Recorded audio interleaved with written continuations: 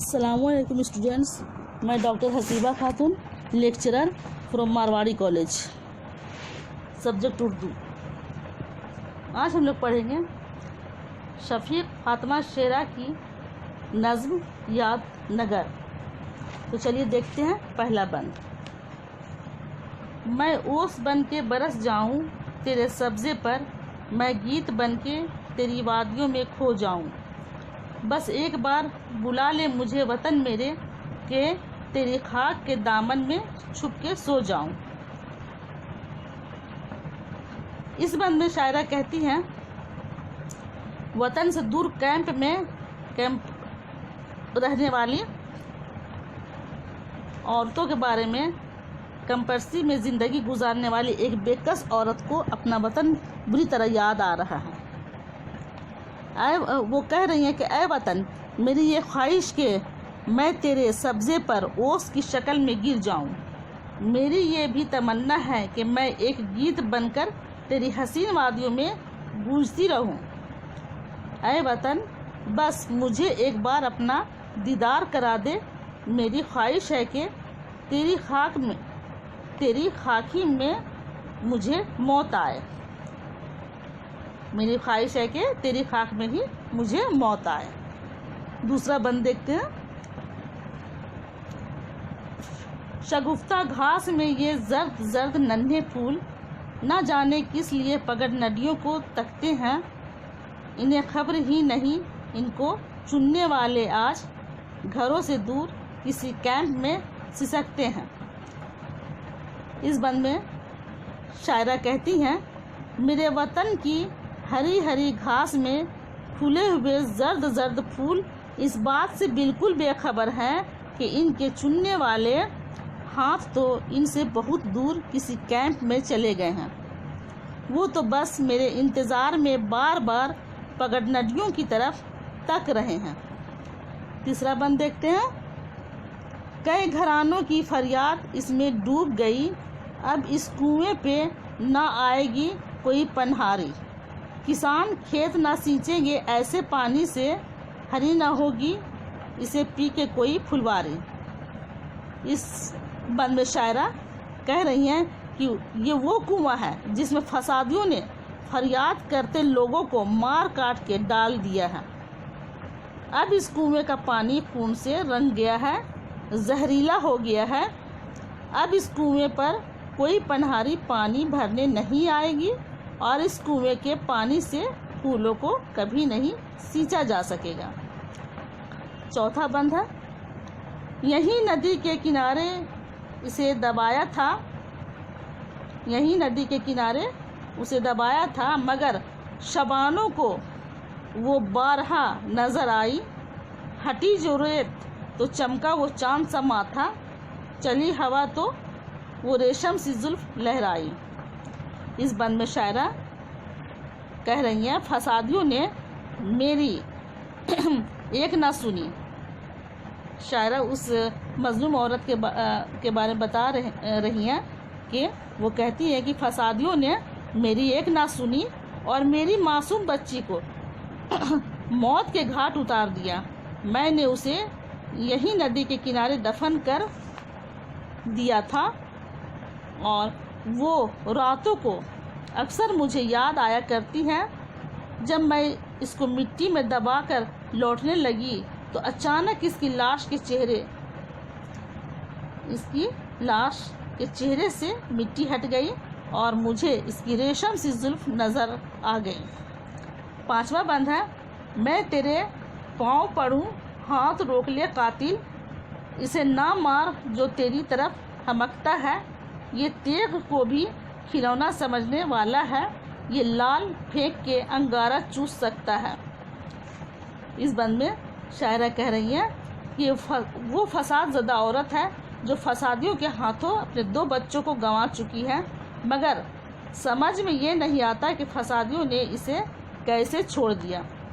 बहरहाल अपने लड़के को याद करते हुए वो कहती है कि जब फसादी मेरे मासूम बच्चे की तरफ कत्ल करने के इरादे से बढ़े तो मैंने उनकी बहुत मन्नत समाजत की। ये तो तुझे देखकर हमक रहा है, ये तलवार को भी खिलौना समझता है, اسے انگارے اور موتی میں کوئی فرق نہیں لگتا، اسے مت مارو۔ چھٹا بند ہے، کہا کسی نے کہ وہ جلد لوٹ آئیں گے، کہا کسی نے کہ امید اب بہت کم ہے، الہی ڈوبتے دل کو ذرا سہارا دے، میرے چراغ کی لو آج کتنی مدھم ہے۔ اس بند میں شاعرہ کہہ رہی ہیں فساد کے ہنگامے میں اس کا شوہر بھی اس سے الگ ہو گیا، اسے اس کی کوئی اطلاع نہیں، کوئی خبر نہیں ہے، کوئی کہتا ہے وہ بچ گیا، بہت جلد واپس آئے گا، بہت جلد واپس آ جائے گا، کوئی کہتا ہے اب اس کے آنے کی کوئی امید نہیں ہے۔ ساتواں بند ہے، نہ بولی نیم کی پکی اب آئے گا ساون، مگر یہ گیت اسے آہ کیسے یاد آیا، وہ اپنی ماں سے لپٹ کر نہ رو سکے گی کبھی، نہ سر پہ ہاتھ کبھی رکھ سکے گا ماں جایا۔ اس بند میں شاعرہ کہہ رہی ہیں نیم کی نہ بولی پکنے لگی ہے اور اب ساون آنے والا ہے، اس بدلتے موسم میں اسے اپنی ماں اور اپنا بھائی بے طرح یاد آ رہا ہے، وہ کس کے گلے لگ کر روئے گی اور کون اس کے سر پر تسلی سے ہاتھ رکھے گا۔ آٹھواں بند ہے، سنا ہے نیند میں وہ چونک چونک پڑتے ہیں، لہو کے داغ تھے جن پر وہ ہاتھ جلتے ہیں، پڑوسیوں سے یہ کہہ دو وہ مشعلیں رکھ دے کہ ایک گاؤں کے گھر ساتھ ساتھ جلتے ہیں۔ اس بند میں شاعرہ کہہ رہی ہیں کہ معصوم کے وہ قاتل اب پچھتاوے کی آگ میں جل رہے ہیں، وہ نیند میں چونک اٹھتے ہیں، ان کے ہاتھوں پر لگے خون کے دھبے جلتے ہوئے محسوس ہوتے ہیں، اور ان ہاتھ کے جلنے سے ان قاتلوں کے گھر بھی جلنے لگے ہیں، جن کی وجہ سے پورے گاؤں میں روشنی ہو گئی ہے۔ نواں بند دیکھتے ہیں، الہی شام اب اس گاؤں میں نہ آنے پائے کہ اس کے آتے ہی دکھیائیں مل کے روتی ہیں، درندے اپنے بھٹوں میں دہلنے لگتے ہیں، ہوائیں کوہ سے ٹکرا کے جان کھوتی ہے۔ اس بند میں شاعرہ کہہ رہی ہیں اور جب شام آتی ہے تو مصیبت زدہ عورتیں رونے دھونے لگتی ہیں، ان کی آوازیں سن کر اپنے بھٹوں میں درندے بھی کانپ اٹھتے ہیں، انسان کی درندگی کے سامنے ان کو اپنی درندگی حقیر معلوم ہوتی ہے، اور عورتوں کے غم میں ہوا بھی پہاڑوں سے ٹکرانے لگتی ہے، اس لیے اے خدا اس بستی میں رات نہ ہونے دے۔ 10واں بند ہے، دیے کے واسطے تھے پناہ گیر نہ رو، فلک پہ دیکھ وہ قندیل ماہ روشن، فلک پہ دیکھ وہ قندیل ماہ روشن، اسی فضا میں میرے چاند تو بھی ابھرے گا، جو تو ہے ساتھ تو غربت کی راہ روشن ہے۔